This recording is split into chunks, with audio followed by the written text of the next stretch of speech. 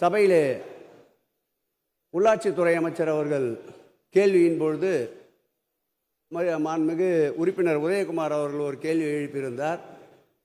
சித்திரை பெருவிழாவின் போது மாநகராட்சி திருக்கோயிலுக்கு செலுத்த வேண்டிய பணம் செலுத்தப்படவில்லை என்றால் மாநகராட்சி சித்திரை பெருவிழாவிற்கு அனுமதி வழங்காது என்ற ஒரு கருத்தை தெரிவித்து அதற்கு விளக்கம் கேட்டிருந்தார். 2017 வரையில் இந்திய கணக்காய குழுவின் அறிக்கையின்படி அந்த 5 ஆண்டுகளுக்கு செலுத்த வேண்டிய கட்டணம் நிலுவையில் இருக்கிறது என்று குறிப்பிடப்பட்டிருந்தது. அதோடு தொடர்ந்து இந்த ஆண்டும் சேர்த்து சுமார் 2 கோடி ரூபாயை நேற்றைக்கு அந்த நிலுவைத் தொகையை திருக்கோயிலின் சார்பிலே கட்டியிருக்கின்றோம்.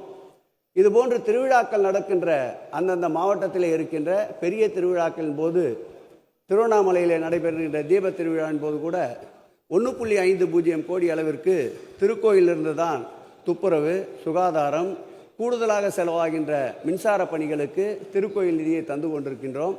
அந்த வகையில் இந்த பிரச்சனைக்கு நேற்றே மாண்புமிகு முதல்வருடைய கவனத்திற்கு வந்து முற்றுப்புள்ளி வைக்கப்பட்டு விட்டது.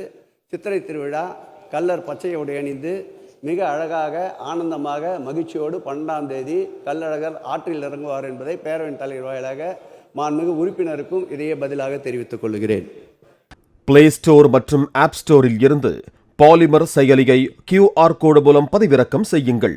செய்திகளை உடனுக்குடன் பெறுங்கள்.